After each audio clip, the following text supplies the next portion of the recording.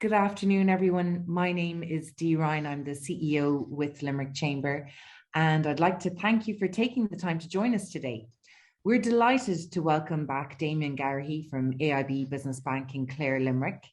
AIB are our SME partners, so we're pleased to welcome Damien to provide some helpful insights and tips for members today on fund growth and cash flow. I know from my interactions with many of you over the course of the last few weeks that there is, in some cases cautious, but a growing sense of optimism with a positive economic outlook for the year ahead for all sectors, and the opportunity for retail and hospitality and consumer-facing businesses to now open up fully and do more business. And so many members that I've been talking to have been taking back out their strategies, re-examining their priorities and setting some targets for growth for the year ahead, which in some cases may require a cash injection and some support from and advice from the likes of Damien and the team at AIB Business Banking. This session will take approximately 55 minutes. We are recording, so should you wish to share it amongst your colleagues and networks afterwards, you're very welcome to do so. We've been building a database of webinars like this and other very useful practical sessions that we've hosted over the course of the last 2 years. And if you wish to look back on them, please just go to our Limerick Chamber YouTube channel and you'll find them there. We would encourage you to please get as active and as engaged as you'd like to over the course of this session via our chat and feature on the bottom of your screen, which you can just drop some questions into and we will come to at the end of Damien's presentation. Lastly, it is you, our members, who steer our events, our topics and speakers. So we'd like to reiterate our call to you here to please contact us with feedback on the type of supports that you'd like more of, or any areas where you feel we can help you and support you. You can contact either me directly, d.ryan, d.ryan at limerickchamber.ie, or specific to any webinars and events, please reach out to our very capable marketing and events manager, Caoimhe Maloney, on cmaloney, CMOLONEY at limerickchamber.ie.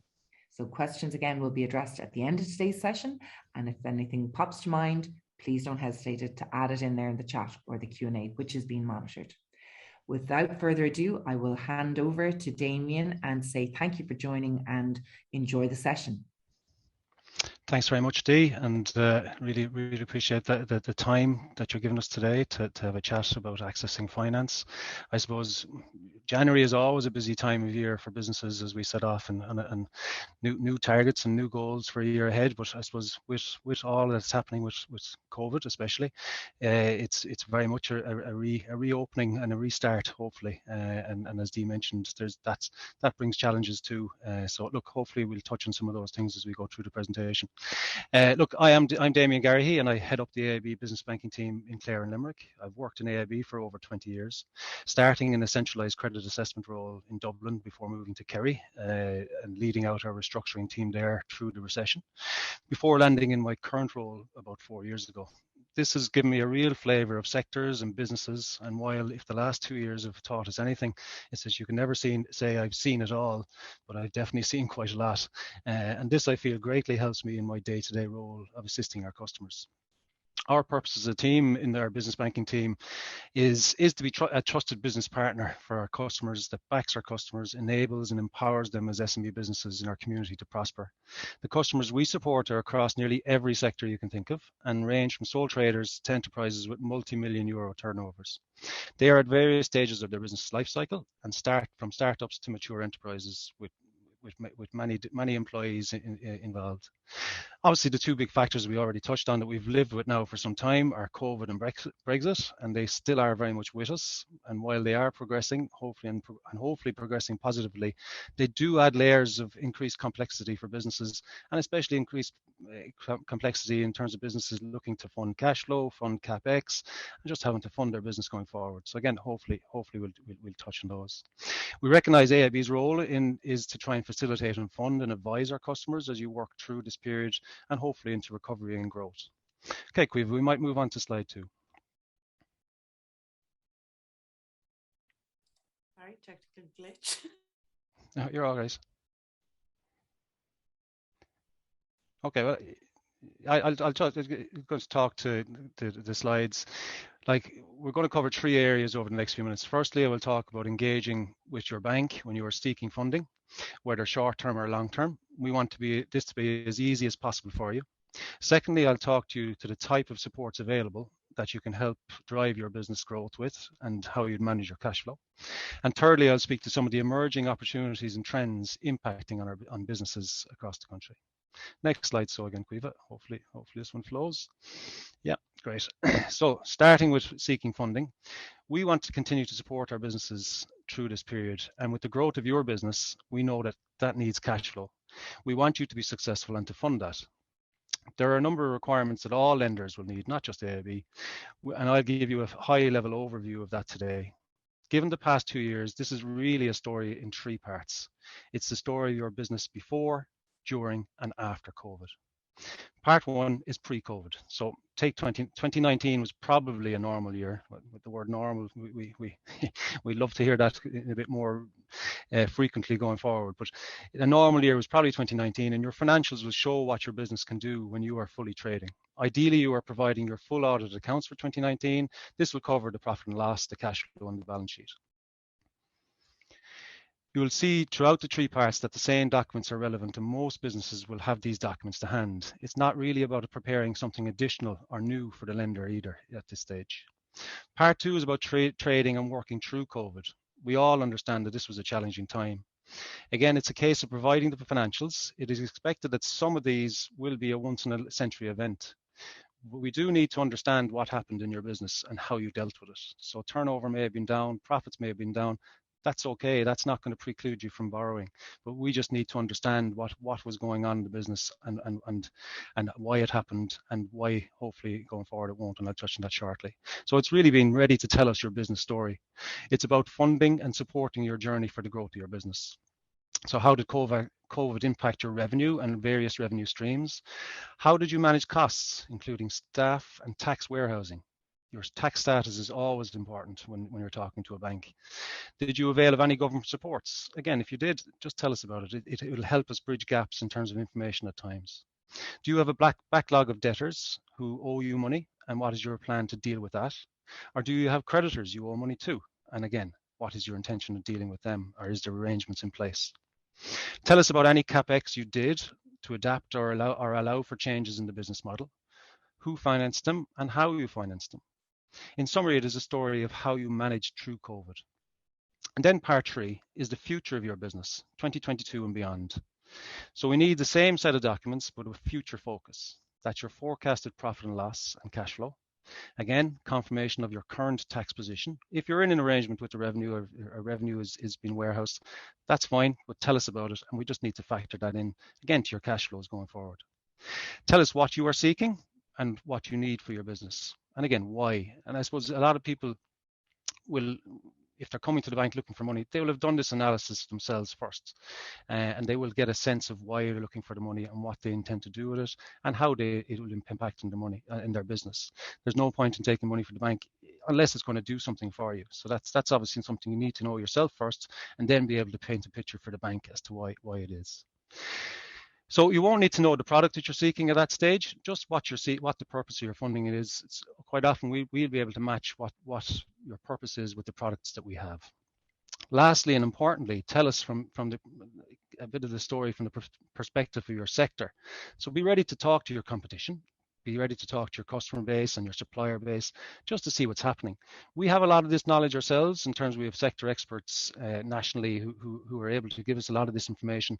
So a lot of the time you can talk to us too, and we'll help you kind of paint the broader picture of your sector from our perspective.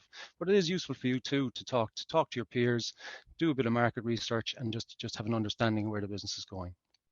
So speak to your business need and to the profile of your cash flow, and we'll work with you to choose the best financing options.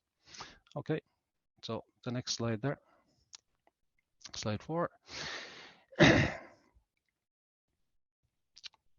Thanks, Dee. It's obviously, or thanks, Quiva. It's obviously jumping in and out there.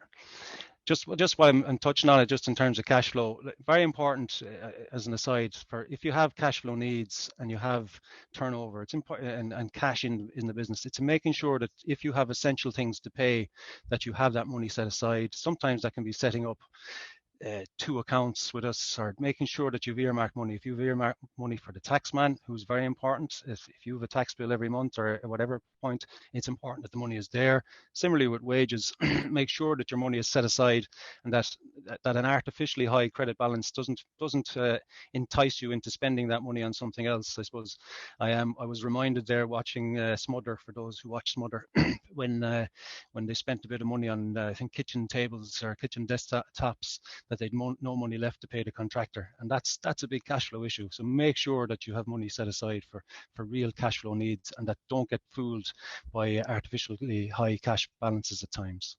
Okay, moving back to the slide there. So just moving to the second piece, which is availing of the supports available.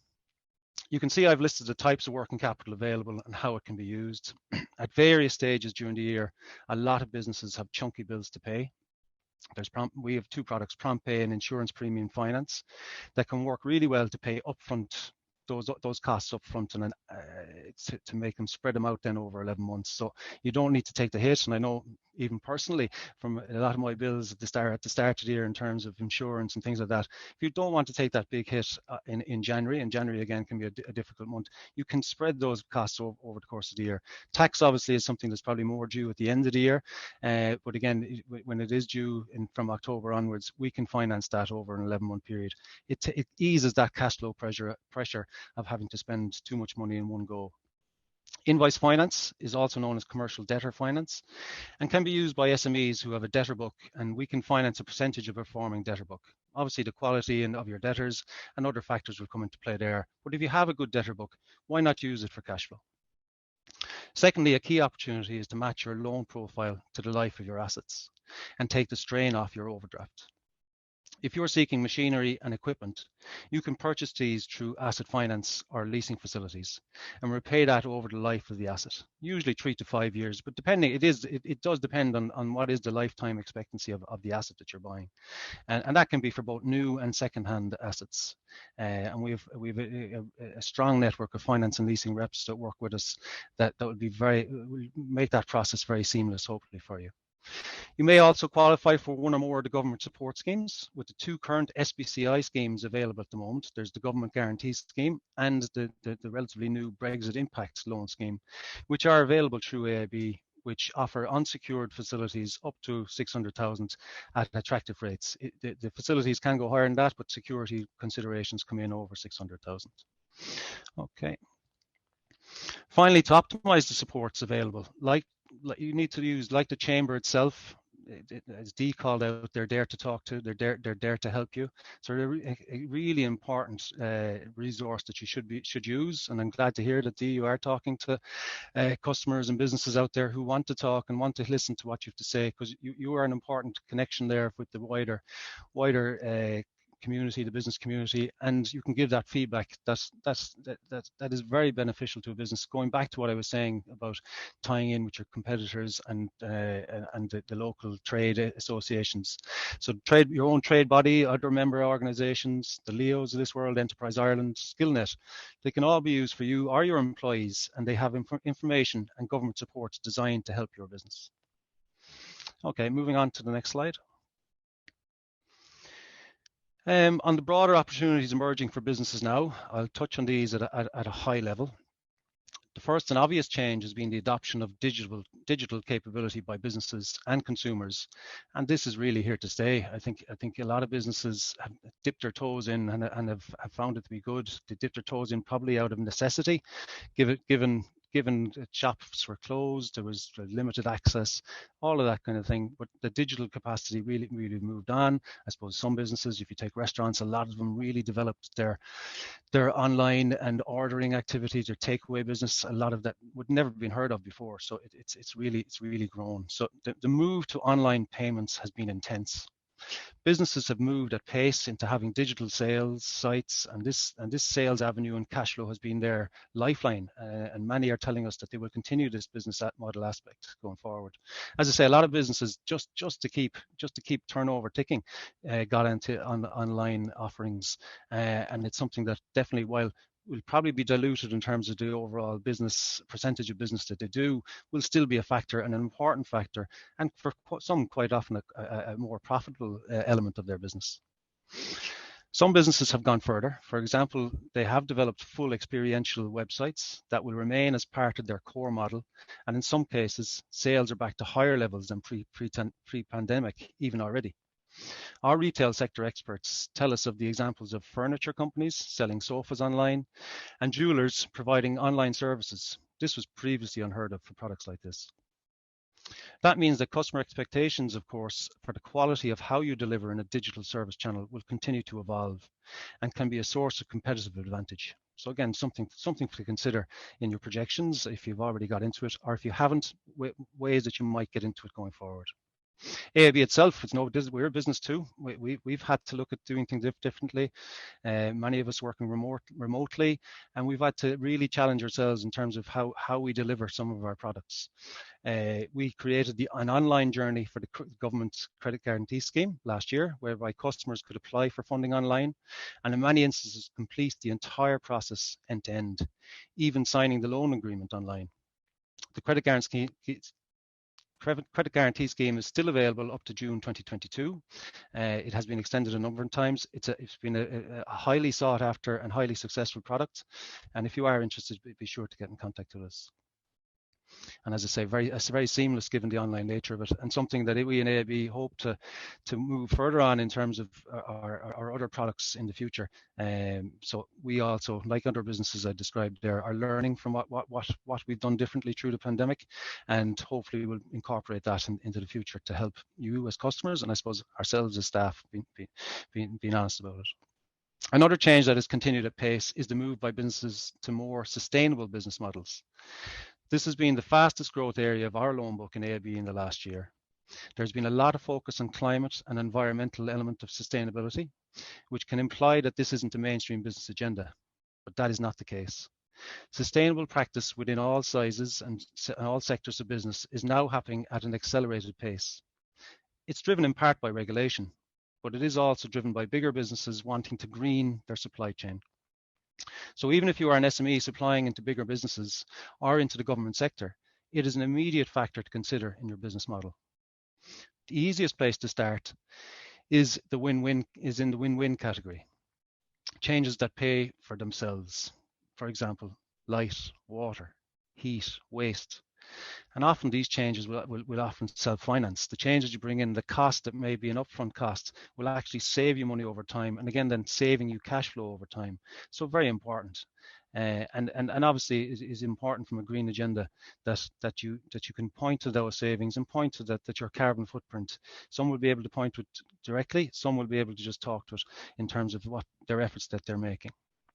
There are supports available. In AIB, we have a sector team, as I mentioned already, that has completed reports that advise them that can help with energy and sustainability. We do have a number of products specifically for green and assisting people who are both on a personal and business level, who are bringing in changes on the green front.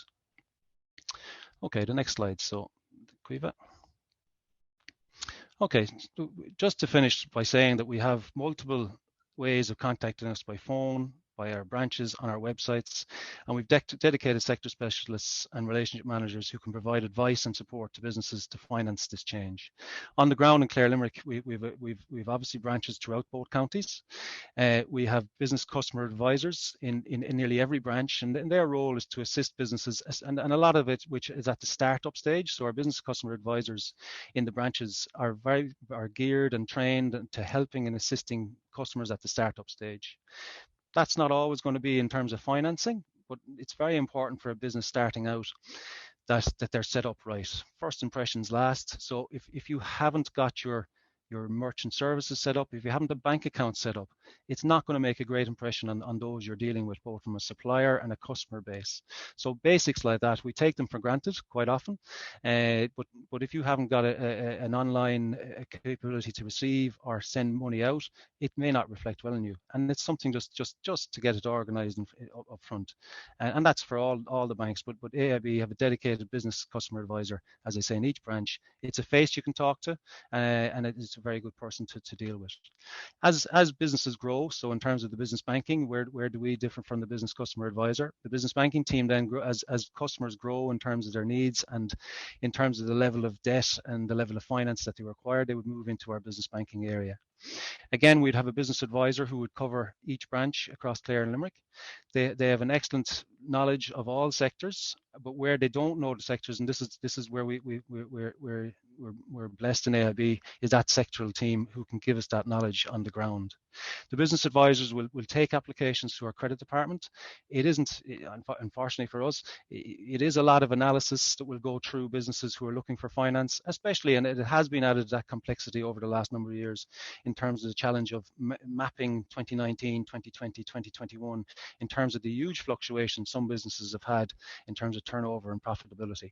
But our business advisors have been through it and are really working hard at bringing those cases through and delivering for you then as a customer. And I suppose it's important that we do deliver, and we do deliver what is sustainable debt, and that's sustainable in that there's no point in giving you too much debt if you can't, your cash flows don't support it. So it is important that our business advisors work with you, make sure that you're able to afford the repayments that you're entering into, and helping you then and driving it forward. But they will hopefully give you advice then as well in terms of the alternative areas that would be useful to you as well. Okay, we're well ahead of schedule, Dee. When you said 55 minutes there at the start, I said, God, that won't go on this long. But there's a lot there, I think, in what we've described and what we've set out. I hope people are finding the content useful. Really welcome questions if you have them now, or feel free to drop us a note afterwards. My own email address is damien.p.garahy@aib.ie. Drop me a note if you've any queries. Any feedback. Just to thank Dee and Caoimhe for the opportunity to present this morning. It's always great to talk to the chamber, and I suppose we've got used to doing some presentations online now, and it's great to do it. But what we really do look forward to is hopefully getting back into a room and having the chats, because these presentations are good, and I hope you found them useful. But what can be very useful is those chats afterwards in a room and discussing things on a one-to-one basis. So we really look forward to getting back to those days, and hopefully we're not that far away from it. So listen, again, thanks Dee and Caoimhe. It was great to get the opportunity, and I hope everyone found it useful.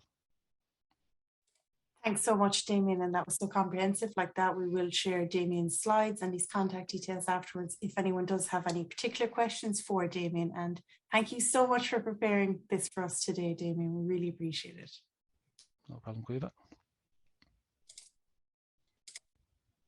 Okay, have a good day.